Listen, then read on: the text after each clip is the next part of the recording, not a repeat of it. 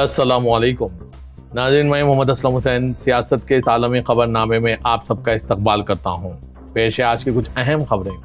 China में Shanghai ताउन तंजीम चोटी कॉन्फ्रेंस में हिंदुस्तान के वज़ीर-ए-आज़म नरेंद्र मोदी ने दहशतगर्दी पर बराह रास्त हमला किया और पहलगाम दहशतगर्दाना हमले का हवाला देकर पाकिस्तान को सख्त पैगाम दिया। खास बात यह थी कि मोदी की यह तकरीर एक ऐसे वक्त में की गई जब पाकिस्तान के वज़ीर-ए-आज़म शहबाज शरीफ भी वहाँ मौजूद थे। हिंदुस्तान के वज़ीर-ए-आज़म ने कहा कि हाल ही में हमने पहलगाम में दहशतगर्दी की एक इंतहाई घिनौनी शक्ल देखी। दुख की इस घड़ी में मैं इन दोस्त ममालिक का शुक्रिया अदा करता हूँ जो हमारे साथ खड़े थे। यह हमला न सिर्फ हिंदुस्तान के ज़मीर पर धक्का था, बल्कि ये हर मुल्क इंसानियत पर यकीन रखने वाले फ़र्द के लिए खुला चैलेंज था। ऐसे में ये सवाल उठना फितरी है कि क्या कुछ ममालिक की तरफ से दहशतगर्दी की खुली हिमायत हमारे लिए काबिल कबूल हो सकती है। अपनी तकरीर में वज़ीर-ए-आज़म नरेंद्र मोदी ने SCO के हवाले से हिंदुस्तान की पॉलिसी के 3 सुतूनों को बयान किया। S का मतलब सिक्योरिटी, C का मतलब है कनेक्टिविटी और O का मतलब है मौके।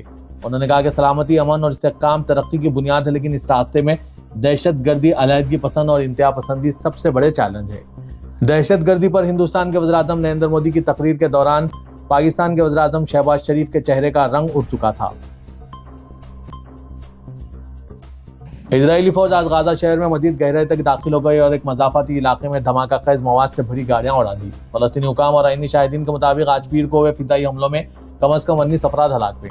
ये पेशकदमी उस वक्त हुई जब दुनिया के सरकर्दा नस्लकुशी के माहिरीन के अंजुमन के सदर ने कहा कि उन्होंने एक करारदाद मंजूर की है जिसमें कहा गया है कि इजराइल गाजा में नस्लकुशी कर रहा है और इसके लिए कानूनी मियार पूरे हो चुके हैं। इस रिपोर्ट शुदा हमला या international association of genocide scholars के बयान पर इजराइल की तरफ से फौरी तौर पर कोई जवाब नहीं आया।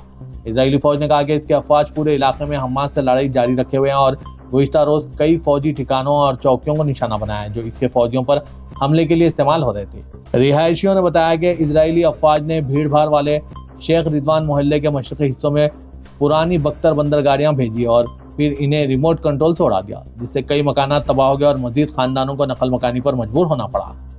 इजराइल गाजा की पूरी पट्टी पर मुकम्मल कंट्रोल हासिल करने के मंसूबे पर आगे बढ़ रहा है, जिसका आगाज गाजा शहर से हुआ है ताकि तकरीबन 2 साल की जंग के बाद हमास को तबाह किया जा सके। दुनिया की सरकर्दा नस्लकुशी के स्कॉलर्स की एसोसिएशन ने एक करारदाद मंजूर की है जिसमें कहा गया है कि इजराइल गाजा में नस्लकुशी कर रहा है। इसके सदर ने आज पीर को कहा। 500 रुकनी international association of genocide scholars के 86% अरकान ने इस करारदाद की हिमायत की है जिसमें कहा गया है कि गाजा में इजराइल की पॉलिसियां और इक़दाम अक़वाम मुत्तहिदा के कन्वेंशन बराए रोकथाम और नस्लकुशी के जुर्म की सज़ा 1948 के आर्टिकल 2 में नस्लकुशी की कानूनी तारीफ पर पूरा उतरते हैं। इजरायली वज़ारत ख़ारजा की जानिब से फौरी तौर पर कोई जवाब नहीं आया। इजराइल ने माजी में इस बात की सख्ती से तरदीद की है कि इसके इक़दाम नस्लकुशी के मुतरादिफ हैं और इसका कहना है कि वो अपने दिफा में जायज़ है। हैग में इंटरनेशनल कोर्ट ऑफ जस्टिस में इसके खिलाफ एक केस चल रहा है जिसमें इस पर नस्लकुशी का इल्ज़ाम आयद किया गया है।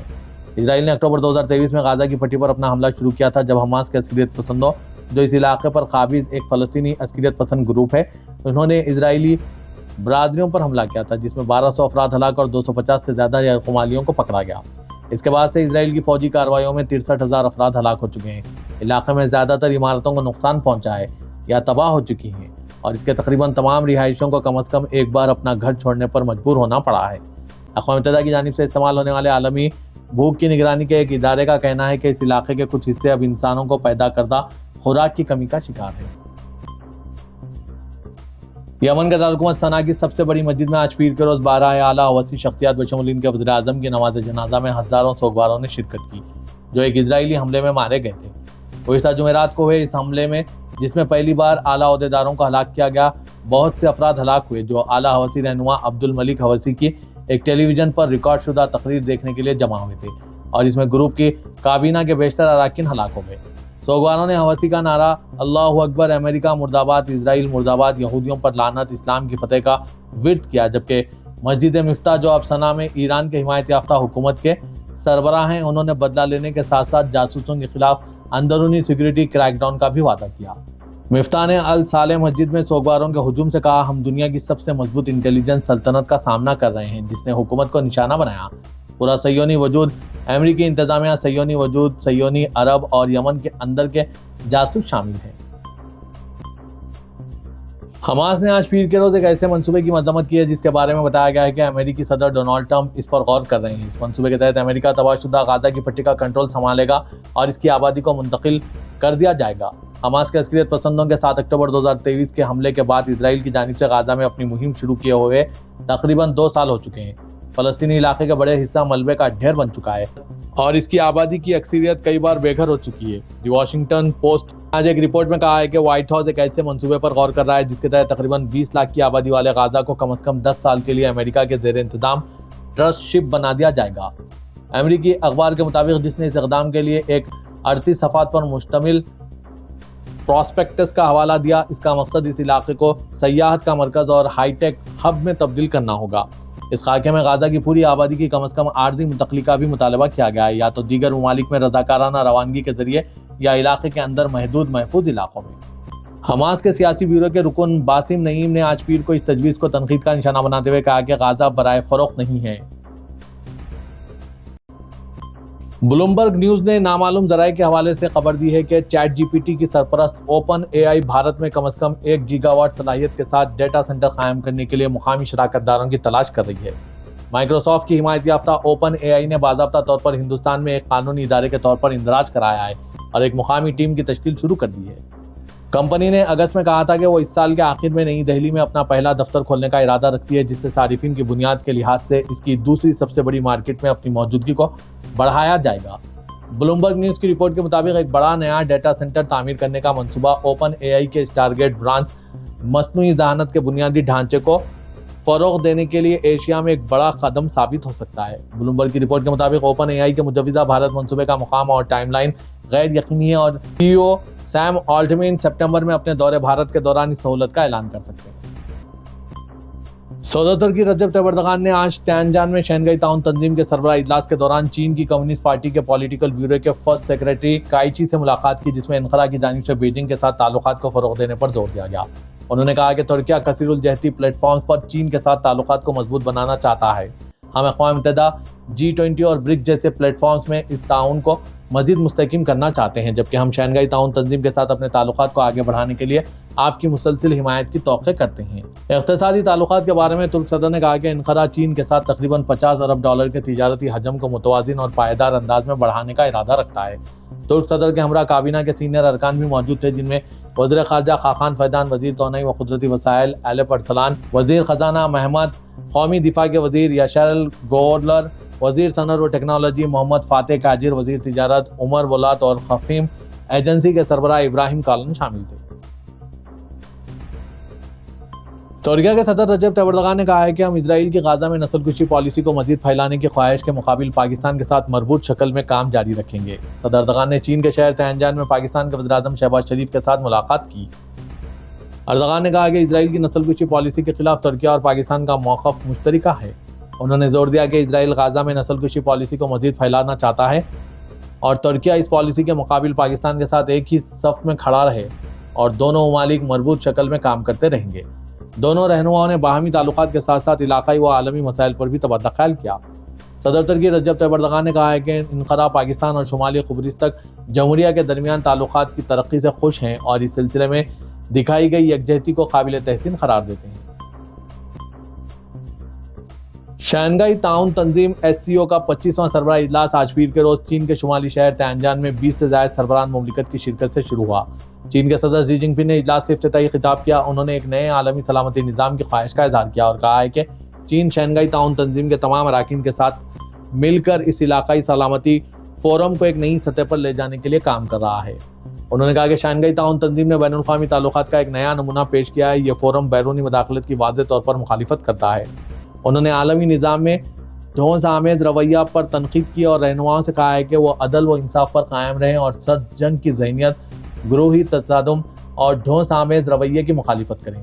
صدر شی جن پنگ نے خاص طور پر امریکی محصولات کے تناظر میں عدل و انصاف کے ساتھ ساتھ باہمی اقتصادی تعاون پر زور دیا اور کہا ہے کہ ایسی CO کو ہمارے وسیع منڈیوں کی طاقت سے استفادہ کرنا چاہیے۔ انہوں نے اس سال کے دوران SCO کے رکن ممالک کو 2 ارب UN کے عطیات دینے کا وعدہ کیا۔ انہوں نے مزید کہا کہ چین آئندہ 3 سالوں میں SCO انٹر کنزرویشن کے رکن بینکوں کو اضافی 10 ارب UN یعنی $1.5 ارب کے قرضے بھی فراہم کرے گا۔ افغانستان کے مشرقی شہر جلال آباد میں آج پیر کی الگ صبح 6.0 کی شدت کے زلزلے کے جھٹکے محسوس کیے گئے۔ افغانستان وزارت داخلہ حکام کی فراہم کردہ معلومات کے مطابق زلزلے میں 800 سے زائد افراد ہلاک اور 1300 سے زائد زخمی ہو گئے ہیں۔ کابل محکمہ صحت کے حکام نے کہا ہے کہ وہ ابھی تک سرکاری اعداد و شمار کی تصدیق کر رہے ہیں کیونکہ تاحال دور دراز علاقوں تک رسائی نہیں ہو سکی۔ اموات کی تعداد میں اضافے کا خدشہ ہے۔ قبل ازیں ملک کے سرکاری نشریاتی ادارے ریڈیو ٹیلی ویژن افغانستان RTA نے اطلاع دی تھی کہ 6.0 کے شدت کے زلزلے میں کم از کم 500 افراد جاں بحق اور 1000 سے زائد زخمی ہوئے ہیں۔ جیولوجیکل سروے کے مطابق زلزلے کا مرکز جلال آباد کے مشرقی شمال مشرق میں 27 کلومیٹر کے فاصلے پر اور 8 کلومیٹر کی گہرائی میں تھا۔ پاکستان کے شمالی علاقے میں فوج کا ایک ہیلی کاپٹر گر کر تباہ ہو گیا ہے، جس کے نتیجے میں اس میں سوار 2 پائلٹ اور 3 تکنیکی ماہرین ہلاک ہو گئے۔ علاقائی حکومت کے ترجمان فیض اللہ فراق نے بتایا کہ ہیلی کاپٹر بظاہر ٹیکنیکی خرابی کی وجہ سے گلگت بلتستان کے علاقے میں گر کر تباہ ہوا ہے اور پھر اس میں آگ لگ گئی۔ انہوں نے مزید تفصیلات فراہم نہیں کی، البتہ ان کا کہنا ہے کہ حکام تحقیقات کر رہے ہیں۔ انہوں نے کہا کہ اس ہیلی کاپٹر کو گلگت بلتستان کی حکومت حالیہ بارشوں اور سیلاب کے بعد امدادی کاموں کے لیے استعمال کر رہی تھی، جو ایک نئے ہیلی پیڈ پر ٹیسٹ لینڈنگ کر رہا تھا۔ حادثے کی اطلاع ملتے ہی امدادی ٹیمیں جائے حادثے پر پہنچ گئی اور اپنی کارروائیاں شروع کر دی۔ سعودی عرب کے وزیر مواصلات و انفارمیشن ٹیکنالوجی عبداللہ سواحہ نے ریاض میں اپنے شاہی ہم منصب عبدالسلام ہیکل کا پرجوش استقبال کیا۔ ہیکل ریاض میں 3 سپٹمبر تک جاری رہنے والے گلوبل سمپوزیم فار ریگولیٹرز شرکت کے لیے ایک اعلیٰ سطحی وفد کے ساتھ مملکت کے دورے پر ہیں۔ سعودی پریس کی رپورٹ کے مطابق بات چیت میں ڈیجیٹل انفراسٹرکچر، اختراع اور انٹرپرینورشپ میں اسٹریٹجک ٹیکنیکی شراکت داری کو مضبوط بنانے اور مشترکہ اقدامات کو آگے بڑھانے پر توجہ مرکوز کی گئی۔ دونوں وزراء نے ایک ایسی ترقی کرتی ڈیجیٹل معیشت کی تعمیر میں حصہ ڈالنے کے لیے نوجوانوں کو بااختیار بنانے پر بھی زور دیا، جو پائیدار ترقی کو فروغ دیتی ہے۔ سعودی عرب کے شاہ سلمان مرکز نے عالمی ادارہ صحت کے تعاون سے غازہ پٹی کے علاقے خان یونس کے ناصر طبی مرکز میں معاشرتی فلاحی منصوبے پر عمل کرتے ہوئے بنیادی طبی ضروری اشیاء فراہم کیے۔ SPA کے مطابق منصوبے کے تحت مرکز نے اعلیٰ معیار کی طبی سامان کا اسٹور قائم کیا، جہاں ہنگامی اور بنیادی طبی ضروریات کی اشیاء فراہم کی گئی۔ فلاحی منصوبے کے تحت ڈائلسس سینٹر بھی قائم کیا گیا، جہاں جدید ترین میڈیکل آلات فراہم کیے گئے، جس سے گردوں کے امراض میں مبتلا افراد کو ڈائلسس کی سہولت فراہم کی جا سکے گی۔ مرکز کے ڈائریکٹر ڈاکٹر عاطف فوت نے بتایا کہ جدید ترین اسٹور کی فراہمی سے صحت خدمات کا معیار بہتر ہوگا۔ چین میں منعقدہ شنگھائی تعاون تنظیم کے سربراہ اجلاس SCO سمٹ نے بہت سی چیزیں واضح کر دی ہے۔ تجارت سے لے کر دہشت گردی تک کسی چیز کو پر کوئی سمجھوتہ نہیں کیا جائے گا۔ مغربی ممالک کا دبدبہ نہیں چلے گا اور اگلی دہائی جنوبی ایشیا کی ہوگی۔ عالمی رہنماؤں کی ملاقات کے بعد جاری کیے گئے تینجان اعلامیہ میں ان تمام باتوں کا تفصیل سے ذکر کیا گیا، لیکن 40 صفحات پر مشتمل اس اعلامیہ میں جس چیز نے سب سے زیادہ توجہ حاصل کی وہ ایران اور افغانستان کا بار بار ذکر تھا۔ سوال یہ ہے کہ شنگھائی تعاون تنظیم، جو کہ روس، چین، ہندوستان اور وسطی ایشیائی ممالک کی تنظیم ہے، بار بار ان ممالک کا ذکر کیوں کرتی رہی؟ اس کے پیچھے کیا حکمت عملی ہے؟ ہندوستان کے لیے اس کا کیا مطلب ہے؟ اور کیا یہ امریکہ اور مغربی ممالک کو براہ راست پیغام ہے؟ تینجان اعلامیہ میں سب سے بڑا پیغام ایران کے بارے میں تھا۔ شنگھائی تعاون تنظیم کے رکن ممالک نے واضح طور پر کہا ہے کہ امریکہ اور اسرائیل نے جس طرح ایران پر حملہ کیا وہ بین الاقوامی قوانین اور اقوام متحدہ کے چارٹر کی کھلی خلاف ورزی ہے۔ یہ محض ایک رسمی بیان نہیں تھا، یہ امریکہ کے لیے براہ راست دھمکی تھی کہ اب پورا SCO ایران کے ساتھ کھڑا ہے۔ ایران کے پاس دنیا کے سب سے بڑے تیل اور گیس کے ذخائر ہیں۔ روس اور وسطی ایشیائی ممالک کی طرح ایران بھی شنگھائی تعاون تنظیم کے لیے توانائی کا ایک قابل اعتماد ذریعہ بن سکتا ہے۔ مغربی ممالک کی پابندیوں کے باوجود SCO کے کئی ممالک ایران سے تیل اور گیس خرید رہے ہیں۔ ہندوستان اور ایران کی چابہار بندرگاہ اس پوری حکمت عملی کا مرکز ہے۔ ہندوستان نے حال ہی میں ایران کے ساتھ 10 سالہ لیز کا معاہدہ کیا ہے۔ یہ بندرگاہ ہندوستان کو افغانستان اور وسطی ایشیا تک رسائی دیتی ہے، وہ بھی پاکستان کو بائی پاس کر کے۔ نیز بین الاقوامی شمال جنوب ٹرانسپورٹ کوریڈور ایران کے راستے ہندوستان کو روس اور یورپ سے جوڑتا ہے، یعنی ایران صرف توانائی کا ذریعہ نہیں ہے بلکہ ہندوستان اور SCO کے لیے ایک اسٹریٹجک راہداری ہے۔